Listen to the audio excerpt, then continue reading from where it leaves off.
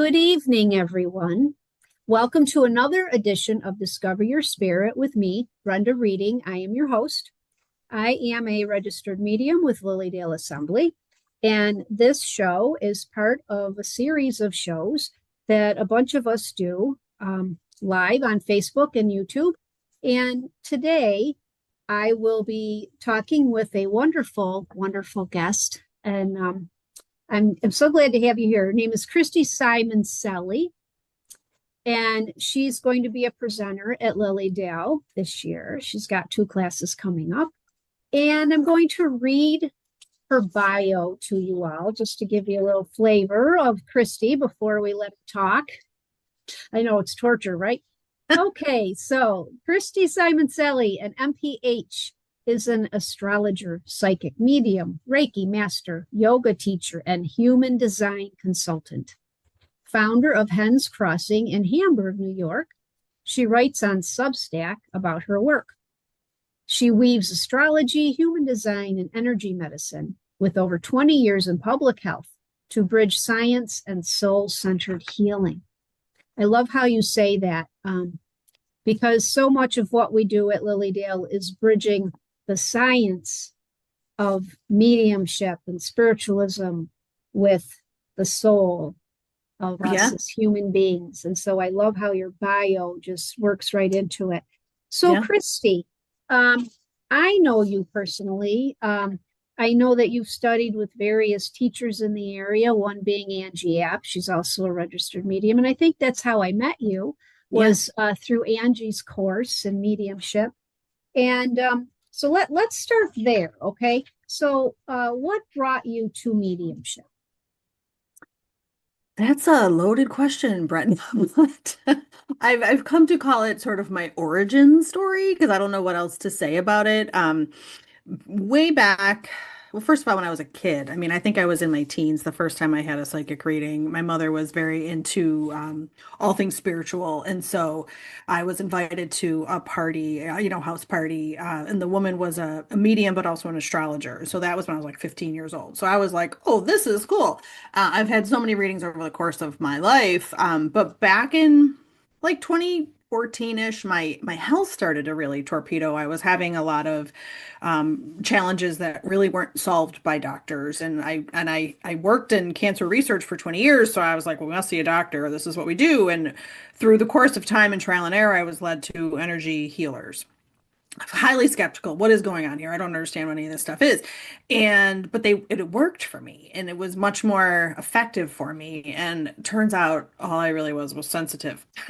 So that's why the doctors and their pills and stuff didn't really help me. So in the process, I changed my lifestyle. I quit drinking. I had to change my diet. I started with yoga where I used to teach spinning. So I really had to modify my lifestyle quite a bit. And as I did, I started having more awareness of the space around me, so to speak. In fact, it was one night back in 2017, I had a dream, or I call it a dream, where my long dead stepfather, no, he's not my stepfather, he's my father-in-law, my husband's dad, who was not my husband at the time, but he came into my dream and basically stuck his hand out and said, hi, I'm Eddie.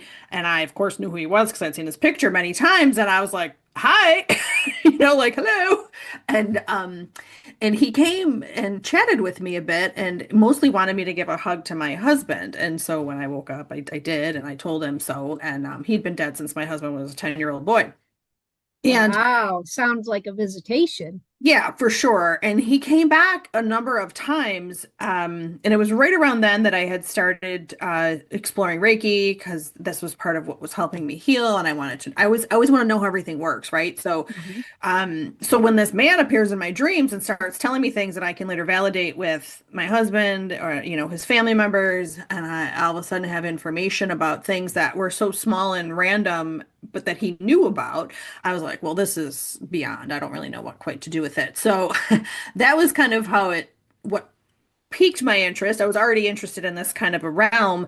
And it was around then that I started to take classes with Angie here and there, just like a workshop here and there, as opposed to like a training with her, because I was just so unsure what to do with this or what it was what was even happening. And so Mhm. that was sort of how things started. But it wasn't until I think like in 2019 where I took a formal mediumship training program with Angie, and that just changed everything. So here's how we are. Here's what's going on. Yeah, it's amazing. You don't know what you don't know, right? Until Yeah. you get into it, and then you find out that there's reasons for all of it, and there's a Yeah. mechanics to it, and Yes. there's steps to learn it, and Sure. that everyone has it.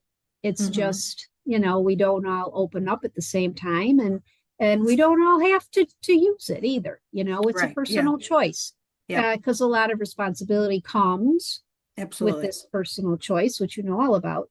Hmm. Um, so I wanted to ask you, uh, as well as the mediumship, uh, you also teach human design and you do readings, right? Yes. Hmm. Sessions with human Hmm. design. And this summer, that will be the classes that you are focusing on at Yes. Lilydale. Hmm. So the first class is July 31st. I don't know that it's on the website yet. So this is like, but maybe by the time this views, it will be, but it's still a Okay. sneak peek into the catalog. Christy will be teaching Human Design 101. And and then the second class will be August 28th, the synergy of human design and astrology. Yes. So it sounds like this is a big topic with a lot of information. So why don't you tell us a little bit, if it's possible, about human design? What is human design? And I will just Yeah. let you take over. Yeah. And some folks, some people are aware of it, some folks are not. It's not been around as long as, say, astrology has, that kind of a thing. But it uses astrology. Basically, it's a channeled mystical system. So if you've ever had to take like a Myers-Briggs test or a disc analysis kind of a thing, it kind of is a spiritual version of that, if you will. It's kind of the easiest way I can explain it to you. It's a really great tool for self-understanding and self-awareness, only you don't have to answer a bunch of questions. You just need your birth information like you would for your astrology chart. So it's a composite system in that it includes information from the chakra system that we know are chakras and then astrology, the I Ching is included, Kabbalah wisdom from ancient Jewish mysticism, and then quantum physics. So it's kind of this pileup of all these old ancient systems plus then the quantum physics. And so it is quite fascinating and complicated. That again was something that I grew up with astrology. My mother studied astrology, and we always cast charts at the table for babies that were born in my family. And so I knew astrology growing up, but I had not heard of human design. It was probably in 2018. So all this stuff was happening around the same time, which for those watching who are astrology savvy was around my time of my Uranus opposition. And so it just makes all the sense. So I No, you're gonna have found, to stop for a second. Your Uranus opposition, okay? yes, So Uranus is the surprise, right? The yes, surprise the planet. surprise So planet. yeah, so why is Yeah. that significant in this So this conversation? so Sorry. Uranus is about rebellion and freedom and surprise and shock and all of that sort of thing. But it really ultimately is about authenticity. And so it takes about 84 years to get around your birth chart if we think about astrology. And about age 42 to 44, depending on your chart, people experience an opposition where Uranus gets far enough around the chart where it can kind of oppose itself. And when it does that, people are pushed, more or less, I don't know how else to say it, into things that create their more authentic path. Hmm. Some people get divorced. Some people learn a new language. Some people learn about human design and start talking to dead people like I am. And, this is like everybody's experience is different. And I see it, it's such a common thing for people to finally come see me as a client. And what is interesting is in human design, it sort of sets up this other kind of path as well. So things shift within the human design chart, much like they do in astrology. But if I were to sum it up in a sentence, it's really a transit about you finding your most authentic self, if that makes sense. And so even though these things were not on my radar prior to this, all of a sudden these things kind of got woken up for me. And in fact, in my chart, I know if anything's happening to my natal Uranus in my birth chart, I know it's going to have something to do with this, with the spirituality and Wow. the mediumship and that kind of a thing. So it's always an interesting post for me as to where this sits and how it shows up. Now, that's not to say So, everybody's or their Uranus opposition is the same. They're not, but they are a time to become your more authentic self. so there's so many people, when they come, sometimes people are looking for guidance, like, am I on the right path? Hmm. Right? They'll come for a reading, or they'll just want, like, what am I supposed to be doing? Like, Yeah. what Hmm. is my soul mission and stuff like Hmm. that. So it sounds to me like this human design that you will be teaching this summer and that you work with all the time is a piece of that. Absolutely. Yeah. That if someone comes to you and you do this for them, um, they can see in front of them, in black and white, this may be a part of your path and a part of your mission here, Yeah. on earth, and why you're here. And I think anything that helps us find that, I mean, like with Yeah. anything, mediumship readings, advice from your attorney, whoever it is, it's like you have to take it and digest it and Yeah. decide that it feels right and all that, Sure. but I think it's wonderful that this is another tool, right? It's Yeah. another It's tool. we always say in human design, we're not trying to force you into anything or convince you of anything, but there's so much truth in how it is shown and how it plays out that this people tend to have like a full body knowing, and it's like a full body yes as you're listening to an analysis of your gifts, your talents, the places you might get held back, those kinds of things that can be found and discussed from the human design chart. And I always use Rudolph the Red-Nosed Reindeer in my human design classes because Rudolph was born with this special nose, right? This was his special gift. And most people tend to, much like Rudolph, cover up those sensitive special parts first, just as a result of conditioning that we go through in life. Oh, the kids at the playground said that was silly, so put your nose away, Rudolph, or your dad said you shouldn't have that, right? Or whatever it is. And we start to bury our natural gifts. And so what human design does is it helps you see those gifts are right here. Like the gifts are laid out and helps you create a way to step back into them. So you're here doing the most special things, much like Rudolph when Santa came and asked him to fly his sleigh. That's a wonderful comparison Yeah, and yeah. explanation, especially when there's so much. So in learning how to do the human design readings, being Hmm. that you are you Capricorn or Aquarius by any chance? It's like they have to know all the things. I am an Aries. Okay. I'm an Aries. I have a Gemini moon. I have a very active Gemini. All my Gemini is in my 12th house because I'm a Cancer rising. So Hmm. Saturn, Mars, my moon, and South Node are all in the 12th house. But I would say, as far as the systems piece, I have Venus and Aquarius in the eighth house. So I love the new. I love the newfangled. I love Yeah. that piece in that space where I think it can really help people transform, which is beautiful and lovely. So, See, so that's why you're the astrologer and I'm not, because I don't know. I was just taking a guess there, but being that you said that you had done cancer research, I mean, it takes a special brain and a special mindset and an investigatory, yes. right, Hmm. thought process. Yes. So it's like Hmm. you're doing the same thing. The investigatory thought process. Is that even a word, Christy? I think I it think is. it is. Yeah. We're yeah, Yeah. If investigatory. not, we just made one. Yeah, we So just made up a yes. word. It's So perfect. yeah, what the heck. So yeah, so you're using that same process when you're doing these charts for people and readings, Hmm. so that you're helping them investigate into their own self, Yeah. who and what they can be, right? Yeah. Not only what they are, but who and what they can be, which I think is Yes.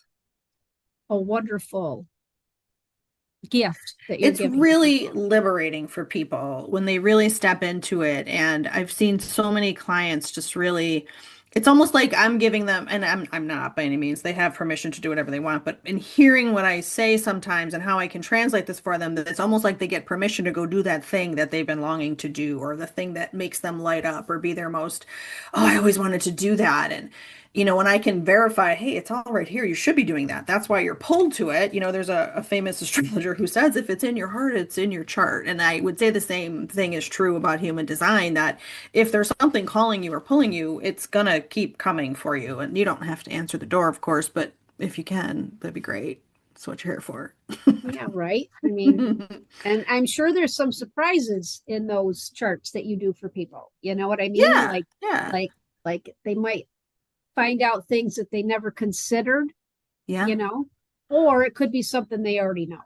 Yeah, I mean, in your chart, for example, I know that you're a projector, which makes you a limit. So it's a more rare energy type, but those are people who are really here to be guides for other people. So it's natural that you fall into the work that you do. You're really here to help other people, and your information and input about someone's life will be best received when asked for. So someone makes a Brenda, I'd like to come see you for an appointment, and then you see them, and then they ask the questions, and you can answer them. It's so much better received than if you were just walking around going, "Hey, you should be doing this," right? So that's a projector at a very basic level, but there's a lot there. Projectors will not really thrive in a really high pressure 40, 50, 60 hour a week job. Projectors need some downtime and some Mm. rest, and they work best in spurts. Like I can go, go, go, and then I have to take a break. I have to go take a walk around the block. I have to go decompress, and that's something that a lot of projectors were never given permission to do in life. And very often around age 40-ish, projectors reach a point of burnout if they don't know those things about Ding, themselves. ding, ding, ding, ding. That Yeah, happened is to this your me. Yeah, and that's I mean Yes. about And 30% of people really don't have that endless fuel tank. mhm. So And knowing that also would be great. giving ourselves the permission, right? Knowing this about Yes. yourself. And Yes. because it look how long it takes to figure out that you are that way, right? Yeah. If Yeah. I would have had you in my life, or someone like you to tell me I was a Yeah. projector, 10 years before I burn out, then, because sometimes it's like you're okay helping other people, but helping ourselves is last. And then we feel So guilty hard. for having to take the rest time. Yes. That Yes. was one of the biggest things I had to learn was and this was without the human design. It was because of physical illness. It was like Hmm. I'm allowed to rest. Yeah. It's okay to rest. Yeah. Everybody's not the same. Some Absolutely people not. need a nap, and it's okay. And giving myself permission to be who I am, Yeah. and so I feel like you telling me that this you've given me, reminding me, it's very poignant. That's what's happening today, reminding me because I'm getting over this cold, which I think Yeah. I got because I was pushing myself too much. Um, Hmm. my vibration got lowered and bingo. So it's very timely that they were having this little You know reminder. how it is, Brenda. No Yes, coincidences, it's like, right? yeah, the universe just knocks you in the head. And it's like, yes, I am a projector, but my projector needs to rest at Yeah. times. So And if you were a yeah, projector raised by generator parents who did not ever rest, then it's not gonna feel okay to you until you kind of work through that, right? And that's part of it. One of my favorite things is when I have clients come in and they start asking about their kids. And if there's a child who's a projector or a manifestor, or, one of these people who needs those breaks, it's like everything just changes in their household because all of a sudden we're going to give this child that space they need, and all of a sudden everything flows better, right? So I can't imagine how lovely it would be for every child to have parents who understood them energetically so that they could be supported as best they could. That just feels lovely, right? So oh, that's the goal if we could yeah, go that far. So especially as a grandparent now, because I see the differences in the different grandchildren and how they respond to, more sleep, less sleep, more sure. pressure, less pressure. You know what I Hmm. mean? And not that their parents don't see it, they do see it, but they're in it, and so I'm more of an observer than Sure. a, Yeah. participant. Hmm. And so we're talking about projectors and manifestors. I mean, we have time. Would you like to list some of those characteristics here just for our audience so that when Sure. they come to Yeah. see you or when they come to your class, when you say Yeah. that, they'll be, oh yeah, she talked about that. Yeah, so the projector we addressed, projectors make up about 20% of the population. And projectors, we like to think of them as like the CEO. You know, this is while you have the boss energy, you don't necessarily have to be at every meeting, right? So like the the draw is towards assisting these other folks with your guidance because projectors have such a beautiful way of just knowing what people need, and they have that bird's eye view that a lot of folks don't, can take in a scene really easily and say, this is what's going to fix this situation, let me help you, and then I'm going to go take a nap while you all work it out, right? And so the people you're really here to guide are the generators and the manifesting generators. Now those two groups of people together make up about 70% of the population. So they're similar, as my husband would say, same company, different division. So they're similar in that they have a defined sacral center, which is the most powerful motor center. So the sacral ties in the Kabbalah, the chakra piece. If those folks are doing work they love, they will thrive. They can go on for days and days. They are very happy. They can get lost in activity. They're just in a beautiful place. That's what generators are here to do, is ultimately to make joy for themselves and others, right? If they're doing work they don't love, their light kind of goes dim, right? And so when the light goes dim, they can feel like wet paint, flat piece of toast, call it whatever you want. But they don't feel like they, I always like to think of the little mer people from Little Mermaid, where Ursula the Sea Witch has them all like, she sucks their soul out and they're like, "Meh," you know, Oh, the yeah, bottom yeah. of the ocean.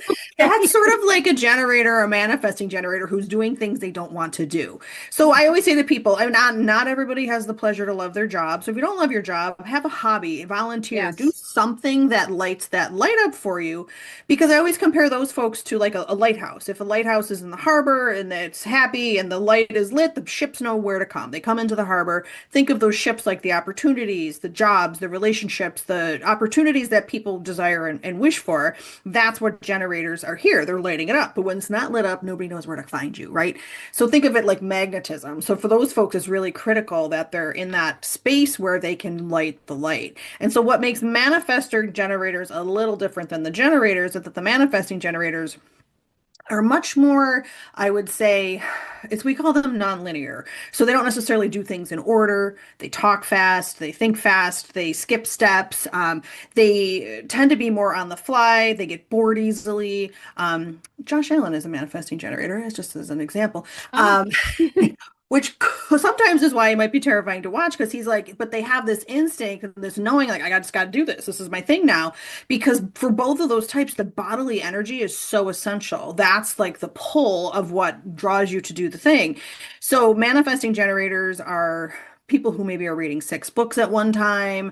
They maybe have interests that don't line up. I might be into like, bricklaying and archery and also, collecting feathers. I don't know, like things that have nothing to do with each other. And so they're just here to be multi-passionate, multi-interested, and they just kind of pivot from thing to thing. And it's okay because, again, the world has not taught us that that's okay. You finished the book. Why don't you just finish that book before you read the next one? I mean, I'm a manifesting generator, and I just want to. I know.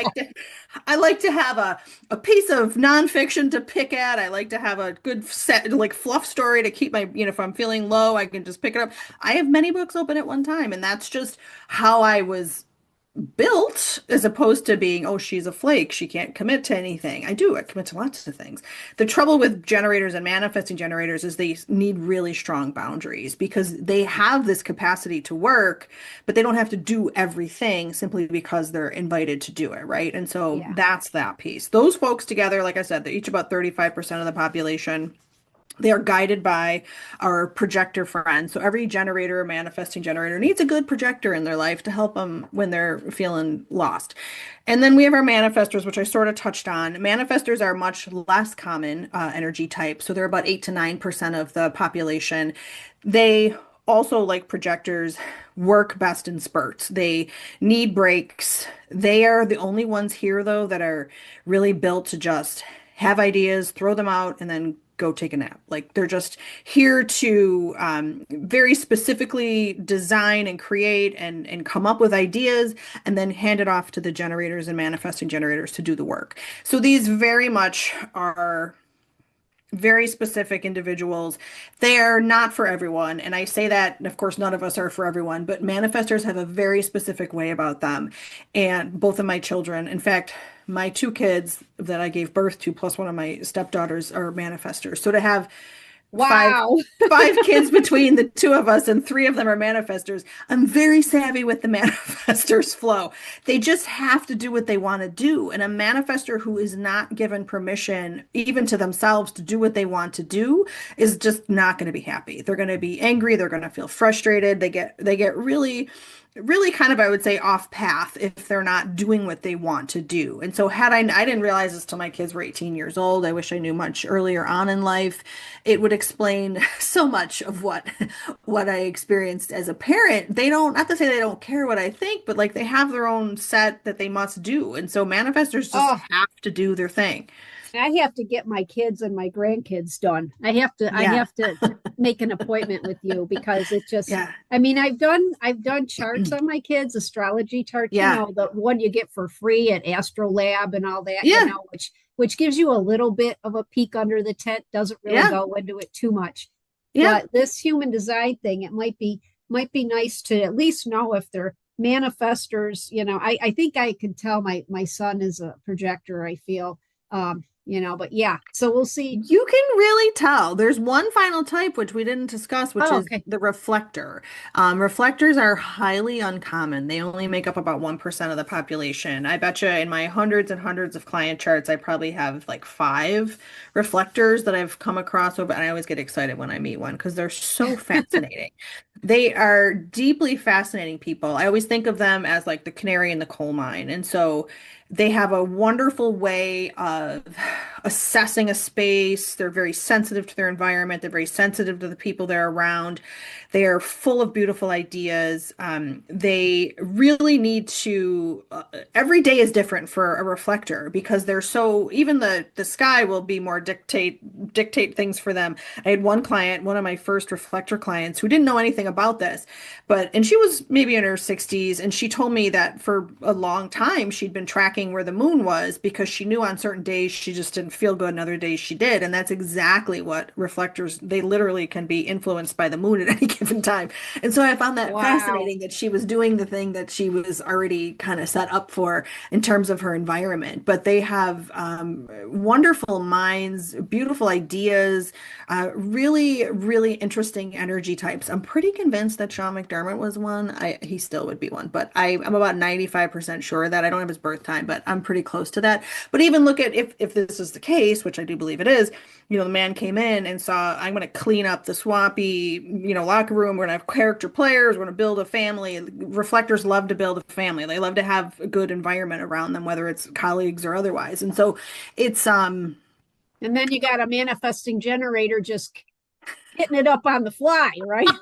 yeah, giving us all a little anxiety. Yeah. Yeah. Yeah, but that's the beauty, right? Is the reflector is got such a good sense of people and environments and things. They're wonderful in companies because they're like having I don't know, like having your own little like medium for the company or something. Like it's like the Maybe. Oracle. I Yeah. can see it all. Yeah. I see it Yeah. all. So really interesting Wow. folks. So Yeah. it sounds like and that like the world needs all Yeah. of these, Hmm. and that they all come together. And so I can imagine if you were building a team, right? Hmm. Yeah. And in a business or whatever, and Yeah. and then you wanted to, and so they use those. I think I'm an INFJ, okay, in the Okay. Yeah. whatever that thing is, I but think I might be too, Brenda. Oh, yeah, but interesting. it's like you might want to know if those people were manifestors, manifesting generator, right? The Yeah. idea people and Hmm. the projectors, like if you're putting your team together so that you Yes. have a bunch of all of it. Because if Yes. you have all doers and no knowers, that's not good, right? Yeah. Yeah. And vice Or versa. an Yeah. all knowers and no doers, that's even worse. So Yeah. nothing It's gets it's done. so interesting. We actually do I was there's a whole course in human design that I've taken to study how to work with teams, and we look at like specific components. So yes, energy type, which we just discussed, is a piece of it, but we look at like what specific traits, because there's traits that are really important to teams. So if we know one component is missing, is that something we can hire for? Can we get a consultant to fill that piece in, or do we really need to think about who might add that to the Oh, mix for that's us? just fascinating. Yeah, and you can do that with families too, not so much to replace somebody, but to get a sense of like, what Sorry, does you're out. you don't fit our bill. We need a good manifester here. But to see where there might be deficits in a family. So like, if a family doesn't have anybody who's got a good fiscal mind, maybe we got to look outside for that. We might need a, financial support person, or if we have somebody who loves to keep the family lore and the history going, but we don't have anybody who can, think about the future, then we need to kind of think about, we maybe need to work with someone. But what's also interesting in families and in teams is looking at where people might clash so you can kind of understand each other. I do this with relationships too. I do a lot more couple work, where people, I had this one couple I loved. They came in and they were all holding hands and cute the whole time. And everything was great until I got to the part where we talked about their authority, which has a lot to do with how they make decisions. And the woman had emotional authority and the man had sacral authority. The sacral authority is like your gut instinct. You just know it. This is what it is. It doesn't change over time. And the emotional authority, people need days sometimes to work through a big problem. And so I got to that point and I'm like, she's going to need more time with decisions. And he dropped her hand. I was like, oh, everything takes her so long. I don't know why she can't just figure it out. And I was like, because you feel it in your body and she's got to go through every feeling she's ever had to figure out if this is the right answer or not. And she's like, I told you. So those kind of things come up, but just understanding that about your partner can be really critical. So you're like, okay, she needs her time. That's it. Otherwise, that person doesn't they feel rushed. They feel, they're nervous, they're unsettled. And anybody can be with anybody, types or all these things together, but it's just a matter of understanding each other's gifts and talents so that you can kind of see where there might be, oh, we might not get along here, but we do great over here. Right. So it's really Wow. interesting to look So, at the Christy, dynamics. Yes. it's like you can just spew this stuff out like it's, you're in it. Yeah. You're in it to Hmm. win it, girl. So it's like it Yeah, sounds I've to been me studying if a long time. So if anyone, is interested in learning more about human design come to my class. or Yeah. yeah, come to the class. But Christy is also you can find her on her website and it is www.hens, Hens crossing, CROSSING.com. You're Yes. also on Facebook Yes. and on Instagram. And not And my only does Substack. Yeah, my oh Substack as yes, well. Yeah. Substack, that's where your writing is. It's Hmm. beautiful. And it's not, you also do astrology, right? Hmm. So you Yeah. do astrology charts for people, Hmm. and you also do mediumship for Yes. people. So Hmm. and so how does the human design and how does it relate to spirituality? Okay. Yeah. I mean, I think for me, it's so I started seeing clients first doing mediumship before I did anything else, right? And so I would sit with clients and you know what this is like. I have a very strong sense that you should be this or that this is coming for you or what's the timeline look like or these kinds of things. And then when I started to learn more about these tools and how they can really fit into someone's path, spirit actually will show me my work with spirit is very metaphorical. I get a lot of weird like it's Symbols. almost like a weird dream or something sometimes where these things just really don't make sense and I just have to say them out loud and they're like, oh yeah. Um, but they show me like where someone's kind of not being true to themselves or where they're sort of falling off the path a little. And then I can point back to these charts and say, hey, this is what this is all about. And if I look at, part of what is so fascinating about human design is that we have our chart that is our astrology chart, the one we all know that we're born with our birth chart. And if you don't know, we can figure it out. And then there's also a secondary chart in human design, which is from about 90 days before the birth of a child. And that is what sets up what we call the magnetic monopole, which is like the kind of the personality crystal. I don't know how else you want to say it. Like the soul, the seat of the soul. This is where this information passes through. And it creates this sort of like passive underlying chart. So it's actually like we have two charts, the one that we know that we act with, and then the other one that's a little bit more under the cover, if you will, that is still there. Like I'm a Capricorn in that chart. So if that lines up for you, more importantly. And so it's a combination of those two charts that really makes up the human design piece. And One of my brothers is an engineer, and his favorite thing to say is like, well, what if someone has a C-section, or what if someone's born, Yes. 3 weeks early? How does it know? And I'm like, because it knows. It knows when you're going to be born, right? And so that to me, that's just divine, right? That's just coming right from divinity and from spirit. So that's the piece I always say, I had twins, they were scheduled C-section, they were a minute apart, there's so much that's the same in their energy. But even within astrology, you can be a higher and lower octave of any one component of your chart, and it makes such a difference.